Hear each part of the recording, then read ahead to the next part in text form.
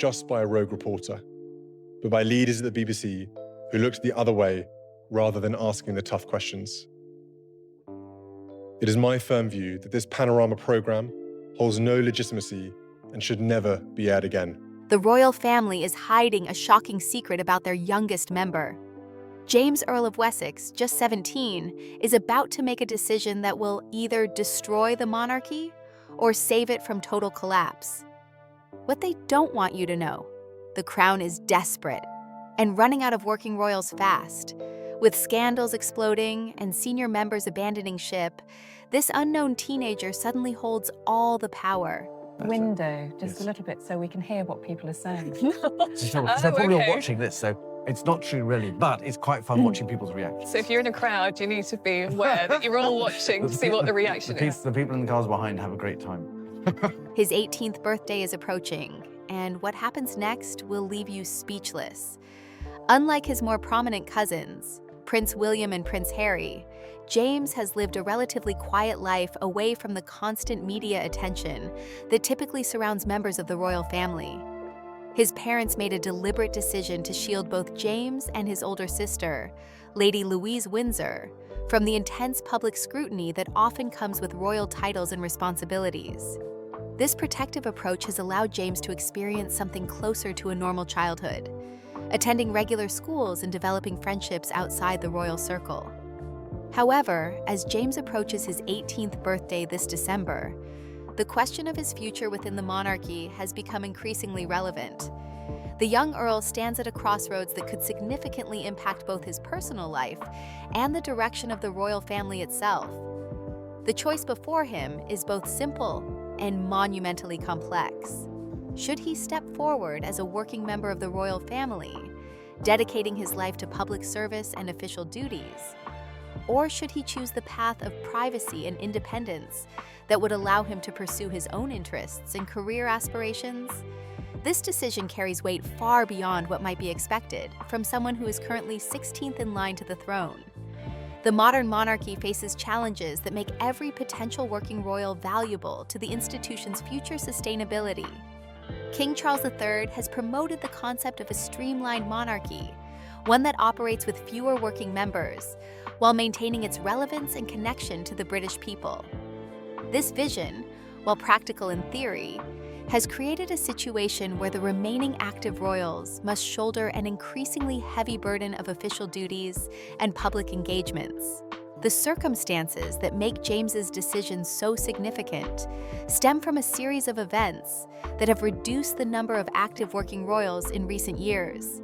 Prince Andrew's withdrawal from public duties following various controversies removed one senior member from the roster of working royals. The departure of Prince Harry and Meghan, Duchess of Sussex, from their official roles created another significant gap in the monarchy's ability to fulfill its many obligations. These departures, combined with the natural aging of senior royals like Princess Anne, who despite her legendary work ethic cannot carry an unlimited workload, have created what some observers describe as a staffing crisis within the royal household. Prince William, as heir to the throne, has reportedly recognized the urgent need to bring fresh faces into the working royal fold. The Prince of Wales understands that the sustainability of the monarchy depends not just on the dedication of senior members, but on the involvement of younger royals who can connect with different generations and bring new energy to the institution. This recognition has naturally led to consideration of the younger members of the extended royal family, including James and his sister Louise. The Earl of Wessex's parents, Prince Edward and Sophie, have established themselves as reliable and scandal-free working royals who consistently fulfill their duties with dignity and professionalism. They represent the kind of steady, dependable service that the monarchy values highly, especially in times of uncertainty. If James were to follow in their footsteps, he could potentially provide the same kind of reliable service while bringing a youthful perspective to the royal family's public image. However, the decision is complicated by the precedent set by his older sister, Lady Louise Windsor. When Louise reached the age of 18, she had the legal right to claim the title of Her Royal Highness Princess Louise, which would have automatically elevated her status within the royal hierarchy. Instead, Louise chose to maintain her existing style as Lady Louise Windsor and has indicated her intention to pursue higher education and potentially a career outside the royal sphere. Her decision to study English at the University of St. Andrews, the same institution where Prince William and Catherine met, represents a choice to prioritize personal development and independence over royal obligations. Louise's choice has inadvertently increased the focus on her younger brother. With one potential working royal from their generation having stepped back, James becomes an even more significant figure in discussions about the monarchy's future staffing needs. The pressure on him is not necessarily explicit or direct, but the mathematical reality of fewer available working royals makes his eventual decision more consequential than it might otherwise have been. The timing of these considerations is particularly significant given James's current stage of life. He is completing his A-levels at Bradfield College and will likely be making decisions about university and future career paths in the coming months. For most teenagers, these choices represent exciting opportunities to explore interests and develop independence. For James, however, these same decisions are complicated by the larger question of whether he will commit to a life of royal service or choose to forge his own path outside the official royal structure. The unique position that James occupies within the royal family makes his situation particularly intriguing. Unlike direct heirs to the throne, who have their futures largely predetermined by their position in the line of succession, James has genuine options.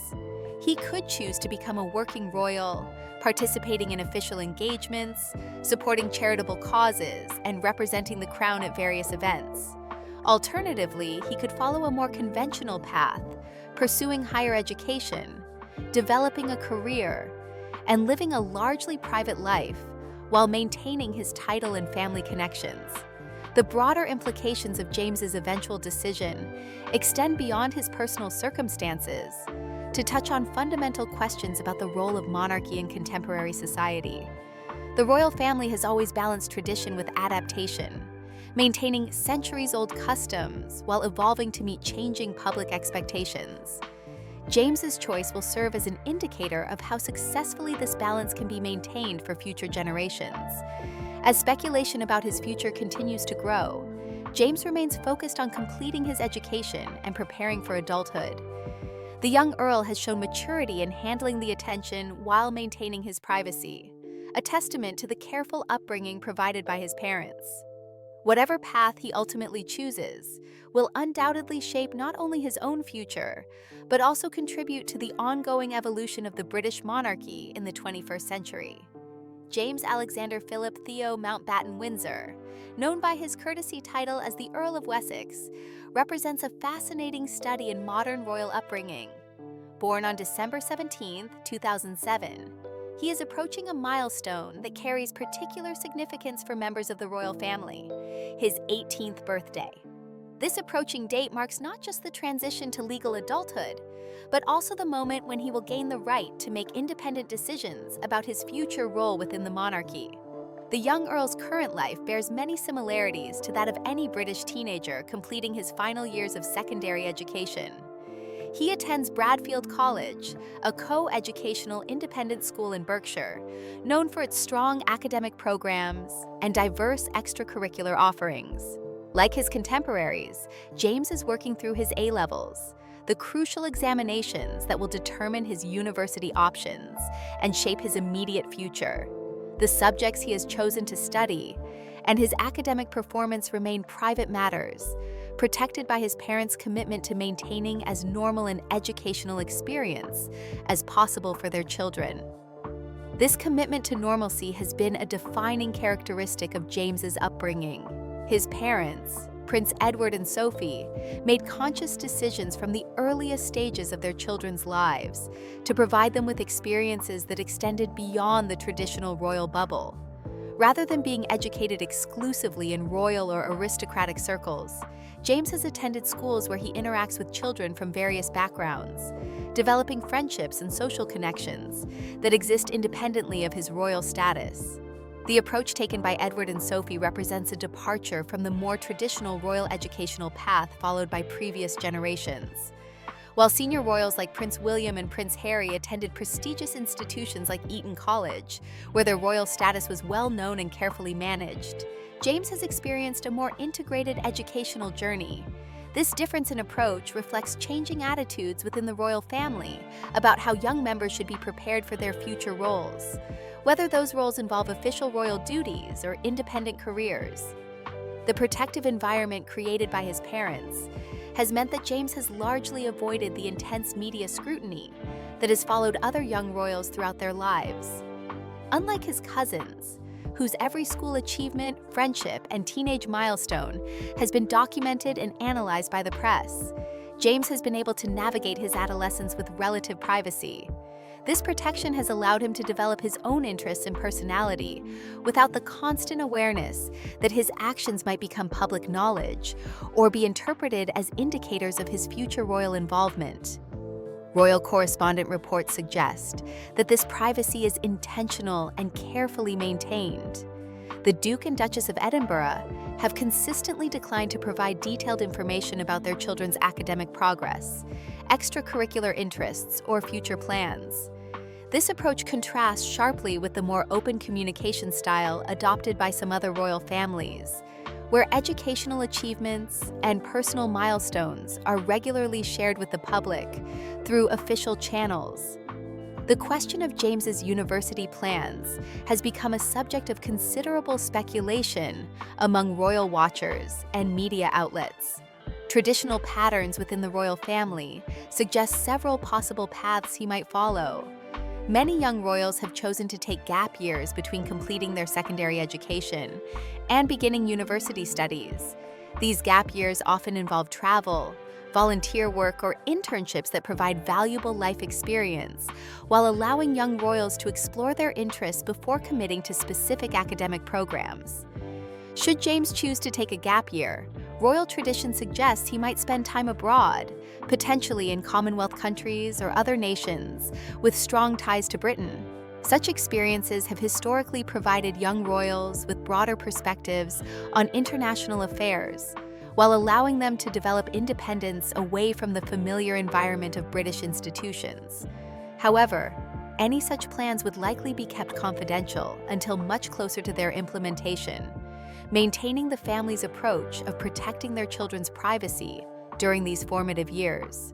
When James does proceed to university, several factors will likely influence his choice of institution and location. The University of St. Andrews in Scotland has become something of a royal favorite, having hosted both Prince William and, more recently, Lady Louise Windsor. The university offers the advantage of a campus environment outside London, providing students with a more traditional university experience, while maintaining the security and privacy considerations necessary for royal family members. Other universities have also welcomed royal students over the years, each offering different advantages in terms of academic programs, campus culture, and privacy considerations.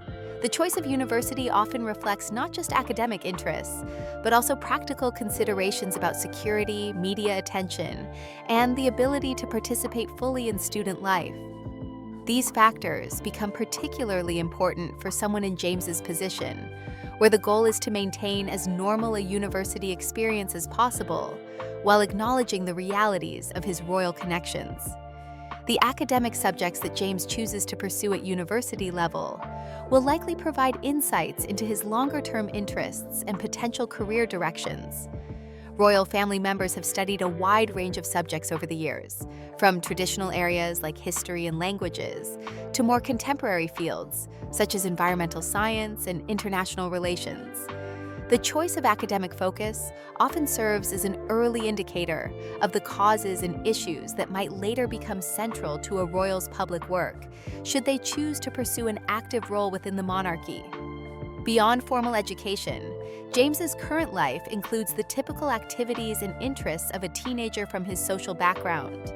While specific details remain private, it is reasonable to assume that he participates in sports, cultural activities, and social events that are common among students at his school and young people in his peer group. These experiences contribute to his personal development and help shape his understanding of the world beyond royal circles. The transition from protected adolescence to independent adulthood represents a particularly significant challenge for any member of the royal family. Unlike most teenagers, who can make mistakes, experiment with different identities, and change their minds about future plans without public scrutiny, James must navigate this transition while remaining aware that his choices carry broader implications. The decisions he makes about university, career, and eventual royal involvement will be analyzed and interpreted as indicators of the monarchy's future direction and the preferences of his generation. As James approaches this crucial juncture in his life, the careful foundation laid by his parents becomes increasingly important. The balance they have struck between royal tradition and modern parenting, between public duty and private family life, has provided him with tools and perspectives that will serve him well regardless of the path he ultimately chooses. Whether he decides to embrace royal duties or pursue an independent career, the grounding he has received in both royal traditions and contemporary realities will inform his approach to the challenges and opportunities that lie ahead. The current state of the British monarchy presents a complex picture of an institution attempting to balance centuries of tradition with the practical demands of modern governance and public service. When King Charles III ascended to the throne in September 2022, he brought with him a clear vision for the future of the royal family. His concept of a streamlined monarchy was not merely an abstract idea, but a practical response to changing public expectations, financial considerations, and the evolving role of royalty in contemporary British society. The notion of a smaller, more efficient royal family had been discussed for years before Charles became king. The idea centered on reducing the number of working royals, while maintaining the institution's effectiveness in carrying out its constitutional duties and public service obligations. This approach promised several advantages: reduced public expenditure on royal activities, a more focused public image, and a clearer sense of purpose for those royals who remained in active service. The concept appeared logical and forward-thinking, addressing many of the criticisms that had been leveled at the monarchy over the years regarding its size, cost, and relevance. However, the implementation of this streamlined approach has proven far more challenging than initially anticipated. The monarchy has faced a series of departures and controversies that have reduced the pool of available working royals more rapidly and dramatically than anyone had planned. These events have created what many observers now describe as a staffing crisis within the royal household, where the remaining active members struggle to meet the extensive demands placed upon them. Prince Andrew's withdrawal from public duties marked one of the most significant losses to the working royal roster. The Duke of York had been an active member of the royal family for decades, carrying out hundreds of engagements annually and serving as patron to numerous organizations. His forced retirement from public life, following the controversy surrounding his association with Jeffrey Epstein, and the subsequent civil lawsuit brought by Virginia Giuffre, removed a senior royal who had been fulfilling a substantial portion of the family's official obligations. The gap left by his departure could not easily be filled by redistributing his duties among the remaining working royals. The departure of Prince Harry and Meghan, Duchess of Sussex, from their roles as working royals represented another substantial blow to the institution's capacity to fulfill its obligations. As younger, charismatic members of the royal family, Harry and Meghan had brought energy and a modern perspective to royal engagements. They had connected effectively with younger audiences and had been particularly successful in their work with Commonwealth nations and charitable organizations focused on social issues. Their decision to step back from official duties and relocate to North America removed two active royals during their prime working years, at a time when their contributions were increasingly valuable. These departures have placed additional pressure on the remaining working royals, who must now cover a broader range of responsibilities with fewer people. Princess Anne, widely regarded as the hardest-working member of the royal family, continues to maintain an extraordinarily busy schedule of engagements well into her 70s. However, even her legendary work ethic cannot compensate for the mathematical reality of having fewer active royals to share the workload. The Princess Royal typically carries out more official engagements than any other member of the royal family, often exceeding 500 events per year. But there are practical limits to what any individual can accomplish. King Charles himself faces the challenge of balancing his role as monarch with the health considerations that come with age. His recent cancer diagnosis and treatment have highlighted the vulnerability of relying on a small number of senior royals to maintain the institution's public presence. Similarly, Catherine, Princess of Wales, has dealt with her own health challenges, requiring extended periods away from official duties for treatment and recovery. These health issues, while handled with dignity and transparency, underscore the risks inherent in operating with a reduced roster of working royals. The Prince of Wales, William, has emerged as a key figure in recognizing and addressing these challenges. As heir to the throne, he has a vested interest in ensuring the monarchy's long-term sustainability and effectiveness. Unlike his father, who inherited a different set of circumstances, William faces the prospect of becoming king at a time when the institution may be stretched beyond its capacity to fulfill its traditional obligations. His awareness of these challenges has led to increased interest in identifying and recruiting new working royals from among the younger generation of the family. Prince Edward and Sophie, now the Duke and Duchess of Edinburgh, have proven themselves to be exemplary working royals who embody the qualities the monarchy most needs during this challenging period. They carry out their duties with professionalism and dedication, avoiding the controversies that have affected other family members while maintaining a positive public image. Their work ethic and reliability make them invaluable assets to the institution, but they cannot single-handedly solve the broader staffing challenges facing the monarchy. The mathematical reality of the current situation becomes clear when examining the numbers involved in royal duties. The monarchy receives thousands of requests for patronages, visits, and official engagements each year. Charitable organizations seek royal patrons to raise their profiles and support their causes. Government ceremonies, state visits, and constitutional obligations require royal participation. Commonwealth nations expect regular royal visits to maintain their connections to the crown. The sheer volume of these requests and obligations far exceeds what the current roster of working royals can reasonably fulfill. This imbalance has created a situation where difficult choices must be made about which obligations to prioritize and which requests to decline. Organizations that might once have expected royal patronage or visits now find themselves competing for limited royal attention. The monarchy risks appearing less accessible and engaged if it cannot maintain its traditional level of public presence across the diverse range of causes and communities it has historically supported. The geographic distribution of royal duties presents additional complications. The United Kingdom comprises 4 nations, each with distinct cultural identities and expectations regarding royal engagement. Beyond the UK, the Commonwealth realms and territories expect regular royal attention to maintain their constitutional connections to the crown.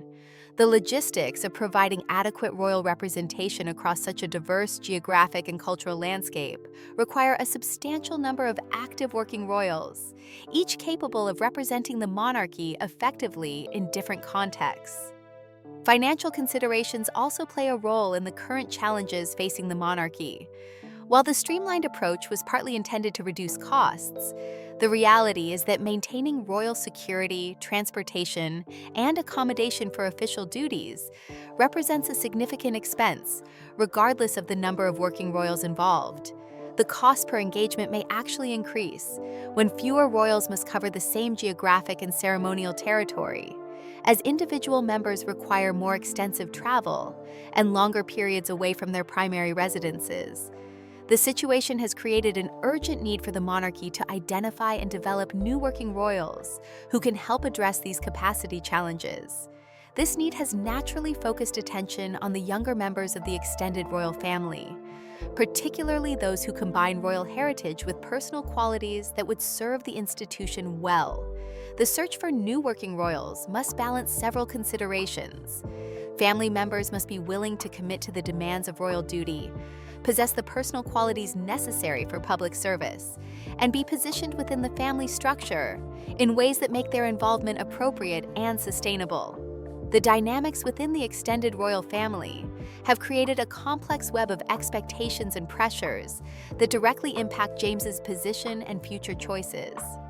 The decision made by his older sister, Lady Louise Windsor, to step away from potential royal duties has fundamentally altered the landscape of possibilities for the younger generation of royals and has inadvertently placed additional focus on James's eventual choice regarding his own involvement with the monarchy.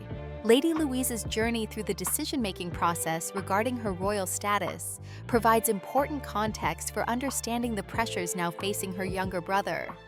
When Louise reached her 18th birthday, she was presented with options that most young people never encounter. The legal framework governing royal titles meant that she had the right to claim the style of Her Royal Highness Princess Louise, a decision that would have automatically elevated her status within the royal hierarchy and opened the door to a life of official duties and public service. The significance of this choice cannot be overstated. Accepting the HRH title would have meant embracing a fundamentally different life path, one characterized by public scrutiny, official obligations, and the constant awareness that her actions and words would be interpreted as representing the crown. The title would have brought prestige, influence, and the opportunity to support causes close to her heart. But it would also have required sacrificing much of the personal freedom that most young adults take for granted. Louise's decision to decline this opportunity surprised many royal observers who had expected her to follow traditional patterns of royal involvement. Her choice to remain Lady Louise Windsor, rather than becoming HRH Princess Louise, represented a clear preference for independence over institutional obligation. This decision was not made lightly or without consideration of its broader implications. Louise had grown up with an understanding of what royal life entailed, having observed her parents' dedication to their official duties, and having attended family events where she witnessed firsthand the demands placed on working royals. Her current academic pursuits at the University of St. Andrews further demonstrate her commitment to forging an independent path. The university, famous for being where Prince William and Catherine Middleton met and developed their relationship, might have seemed like a natural launching pad for a royal career. Instead, Louise has used her time there to focus on her English literature studies and to explore career possibilities that exist entirely outside the royal sphere. Reports suggest she has expressed interest in fields such as the military, diplomacy, and law, all of which represent serious professional commitments that would be difficult to combine with the demands of being a working royal. The ripple effects of Louise's decision have been felt throughout the royal family, particularly by Prince William in his role as heir to the throne and future head of the institution. William had reportedly hoped that Louise might consider taking on official duties, recognizing her intelligence, poise, and natural ability to connect with people of her generation. Her involvement could have provided the monarchy with a fresh face and a contemporary perspective that would help the institution remain relevant to younger audiences. Louise's refusal to embrace royal duties has created a vacuum that must now be filled by other family members or left unfilled, further stretching the already limited resources of the working royal pool. This reality has inevitably increased the focus on James as the next potential working royal from his generation of the family. The mathematical simple fact is that with one potential royal having definitively chosen independence, the pressure on the remaining candidates becomes more intense. The situation facing James differs significantly from that experienced by his sister, primarily because of the changed circumstances within the monarchy since Louise made her decision. When Louise was considering her options, the royal family still included Prince Harry and Meghan as working members, and Prince Andrew had not yet withdrawn from public duties. The institution appeared more stable and better staffed than it does today. James, by contrast, is making his decision at a time when the monarchy's need for additional working members has become more acute and more publicly acknowledged. The path that James might take if he chooses to become a working royal would involve significant personal sacrifices, but would also offer substantial opportunities for meaningful public service. Working royals typically engage in hundreds of official events each year, supporting charitable organizations, attending ceremonial occasions, and representing the crown at various functions, both domestically and internationally. This role would require James to develop public speaking skills, master the art of diplomatic conversation, and maintain the stamina necessary for a demanding schedule of travel and appearances. The positive aspects of royal duty include the platform it provides for supporting important causes, and the opportunity to make a genuine difference in areas of personal interest. Many working royals have successfully used their positions to raise awareness about issues ranging from mental health and environmental conservation to education and veteran welfare. James would have the chance to identify causes that matter to him and to use his royal status to bring attention and resources to those areas. However, the personal costs of accepting such a role would be substantial. James would need to accept that his private life would become a matter of public interest, with his relationships, career choices, and personal decisions subject to media scrutiny and public commentary. The freedom to make spontaneous decisions, travel privately, or pursue controversial interests would be severely limited. Every public appearance would require careful planning and consideration of how his words and actions might be interpreted or misrepresented.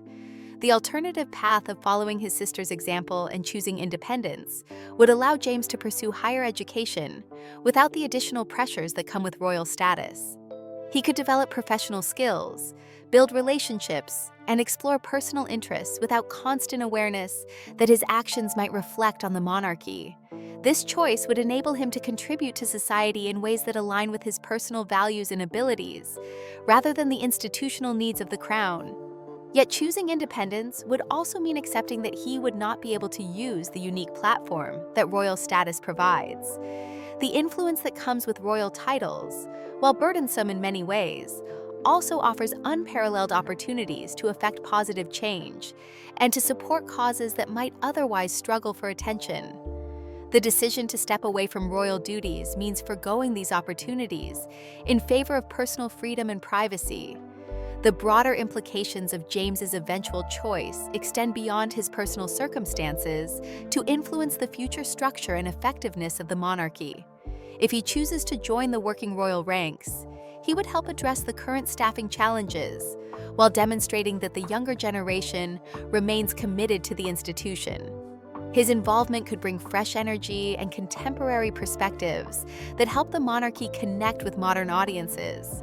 Conversely, if James follows his sister's lead and chooses independence, it would signal a continued trend toward younger royals, prioritizing personal freedom over institutional obligation. Such a decision would not necessarily be problematic for James personally, but it would create additional challenges for the monarchy as it attempts to maintain its relevance and effectiveness with a smaller pool of working members. The weight of these considerations, combined with the natural pressures of approaching adulthood, creates a complex decision-making environment for someone who is still a teenager. James must navigate these choices while completing his education, developing his own identity, and managing the normal challenges that face any young person transitioning to independence. The added dimension of knowing that his personal choices carry implications for a centuries-old institution adds a layer of complexity that few people his age must confront. The decisions that have shaped James's upbringing and current position within the royal family can be traced back to choices made by his parents long before he was born.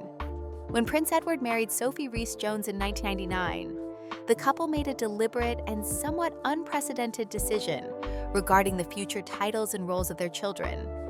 This decision would prove to have far-reaching consequences for how James and his sister Louise would experience their childhoods and approach their futures as members of the royal family. The arrangement negotiated between Edward, Sophie, and Queen Elizabeth II represented a departure from traditional royal practices. Instead of automatically receiving the titles of prince and princess, which would have been their birthright as grandchildren of the sovereign, James and Louise would be known by the courtesy titles associated with their father's position as Earl of Wessex. This decision meant that James entered the world not as Prince James, but as James, Viscount Severn, a title that carried significantly less public recognition and formal obligation, than a princely designation would have entailed. The reasoning behind this unusual arrangement reflects a thoughtful consideration of the changing role of monarchy in modern society and the desire to provide royal children with more options regarding their future involvement with the institution. Prince Edward and Sophie had witnessed firsthand the challenges faced by other royal children, who grew up under intense public scrutiny and with predetermined expectations about their adult roles. They were determined to create a different experience for their own children, one that would allow them to develop their own identities and make informed choices about their futures. Sophie, now the Duchess of Edinburgh, has been particularly articulate about the philosophy underlying their parenting approach. In interviews, she has explained that she and Edward deliberately chose to raise their children with the understanding that they would likely need to support themselves financially as adults. This perspective represents a significant departure from traditional royal upbringing, where children were typically prepared for lives of public service, supported by the crown or family wealth. The practical implications of this approach have been evident throughout James's childhood and adolescence.